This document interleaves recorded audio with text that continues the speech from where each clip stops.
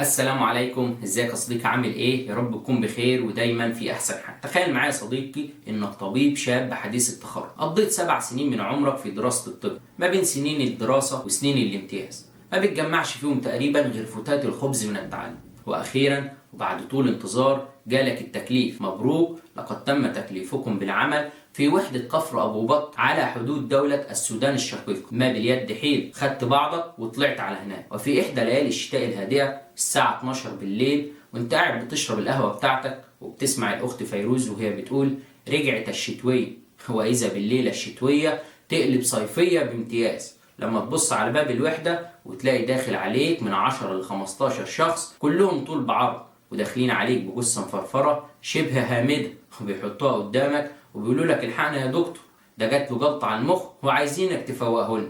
اللي هو مين اللي هيفوقه؟ انا اللي هفوقه؟ انتوا فاكريني سوبر دكتور ولا ايه؟ بتبص حواليك يمين وتبص شمال، مفيش حد في الوحدة يحوش عنه، وصوت شخير عم احمد بتاع الامن بيتردد في الخلفية زي المزيكا، اللي هم لو جم خطفوه ومشوا بيه مش هيصحى من النوم اللي هو نايم. بتحاول بكل هدوء توضح لهم ان الوحدة مكان صغير غير مجهز لاستقبال مثل هذه الحالات، ولسه يا مسكين هتقول لهم انك مش هتعرف تتعامل مع الحالة، وبتلاقي الدنيا ضلمت في وشك وعينك ما تشوف الا النور، او ممكن ما تشوفش حاجة خالص. موقف ساخر ولكنه بيوضح وضع بيتكرر كتير وخصوصا في الفترات الأخيرة، ألا وهو التعدي على الأطباء وكوادر الطاقم الطبي بشكل عام، بغض النظر عن اختلاف الزمان والمكان. يعني مش لازم تكون طبيب حديث التخرج ولا لازم أن يكون تكليفك في وحدة كفر أبو بطة عشان تتعرض للموقف ده. مع التطور العلمي والتقدم التكنولوجي في شتى المجالات واللي منهم المجال الطبي طبعا، بيزيد أعداد الناس اللي بتنظر للطبيب إنه شخص غير عادي، وبتنسى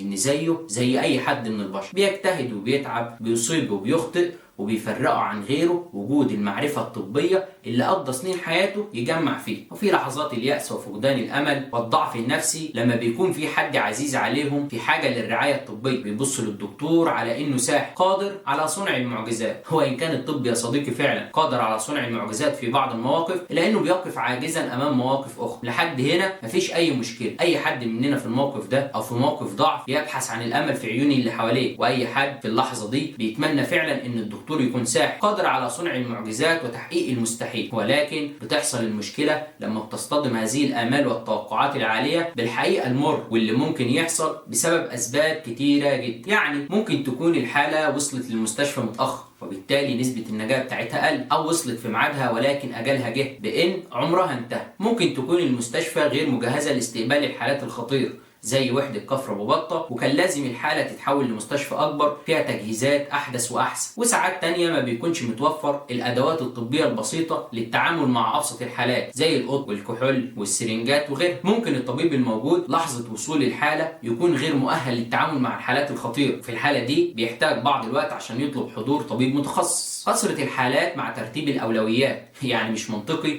نسيب الحاج اللي عنده 60 سنة بيعاني من أزمة قلبية ونجري نشوف الأستاذة اللي انهارت عشان ضفرها اتكسر. وجود بعض الخطوات الروتينية لبدء التعامل مع أي مريض زي ملء استبيانات الدخول للمستشفى وطلب مجموعة من الأشعات والتحاليل لتحديد التشخيص الدقيق وبدء التعامل مع الحالة، أو انشغال الطبيب الموجود مع حالة أخرى. لأنك لو متعرفش يا صديقي فنسبة الأطباء للمرضى سجلت في المعدل العالمي قرابة 17.2 طبيب لكل 10,000 مريض. بحسبة بسيطة يعني كل طبيب مسؤول عن حوالي 500 مريض، في حين سجلت مصر في آخر إحصائية أقل من 7 طبيب لكل 10,000 مريض. بحسبة برضو بسيطة إن كل طبيب مسؤول عن أكثر ما يزيد عن 1400 مريض، يعني 3 أضعاف النسبة العالمية. ده طبعا بغض النظر عن التوجه الزائد للأطباء بالهجرة للخارج والبحث عن فرص عمل أخرى. ونتيجة لأي سبب من هذه الأسباب بيشعر المرافقين للحالة بنوع من الإهمال، وقال إيه الساحر اللي موجود في المستشفى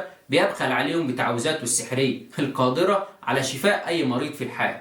وطبعا مع اندفاع المشاعر وعدم القدرة على ضبط النفس وغياب الأمن ومحدودية التعليم وتعاطي المواد المخدرة اللي بتذهب العقل في بعض الحالات، بيبدأ المرافقين في الحكم على الطبيب بالسب والقصف والتعدي عليه وتطبيق الحكم في الحال. أما بقى لو معتقد إن الظاهرة دي موجودة في مصر بس مش موجودة في أوروبا والدول المتقدمة، فأحب أبشرك إنها كارثة عالمية، يعني هتتضرب طبعا بغض النظر عن حقوقك المحفوظة في الدول المتقدمة. ولكن وفقا لتقرير طلعه إخواتنا في VBA الفايولنس بريفنشن ألاينس، وما يعرف باسم تحالف منع العنف، وهو تحالف عالمي بيشمل منظمة الصحة العالمية، مؤسسة الهلال الأحمر، ومؤسسة الصليب الأحمر، ومنظمة اليونيسيف. قالوا فيه إن قرابة 4 من كل 10 أطباء بيكونوا ضحايا للعنف مرة في تاريخ مهنته، سواء العنف اللفظي أو العنف الجسدي. وكمان إن النسبة دي بتزيد في السنوات الأخيرة بغض النظر عن المستوى الاجتماعي أو التعليم. ولو أنت مش متخيل الموضوع واصل لفين، فيكفيني أقول لك إن قطاع الصحة لوحده سجل قرابة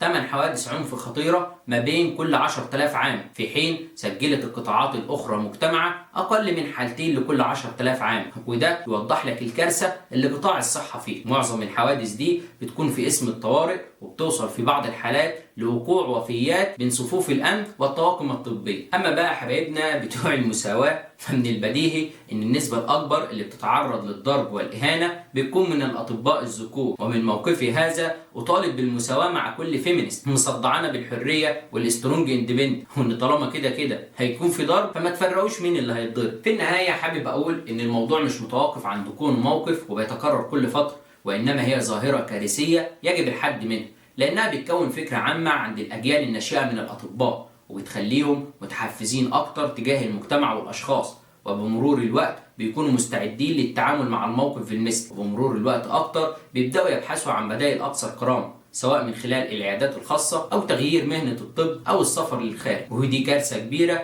أول ما هتحل على المواطن، لأنه للأسف مش هيلاقي اللي يعالجه في المستشفيات العامة. وأخيرا حابب أفكركم مرة تانية إن الطبيب مش ساحر، وإنما هو سبب في الشفاء، بشرط توافر المعدات والأدوات والظروف الملائمة إنه يقوم بوظيفته ويؤدي عمله. فيما عدا ذلك هو شخص زيه زي أي شخص، لا يملك من أمر نفسه ولا أمر غيره شيء. وكما ورد في كتاب إحياء علوم الدين والعهدة على الراوي إن سيدنا موسى عليه السلام سأل ربنا سبحانه وتعالى وقال: يا رب من أين الداء والدواء؟ فسبحانه وتعالى قال: من عندي. فسأل موسى عليه السلام: إن كان الداء من عندك والدواء من عندي فماذا يصنع الأطباء؟ عشان ربنا سبحانه وتعالى يرد عليه ويقول: يأكلون أرزاقهم ويطيبون نفوس عبادي حتى يأتي شفائي أو قضائي. ما تنساش اللايك والسبسكرايب وتفعيل الجرس عشان تشوف الفيديوهات الجاية. سلام.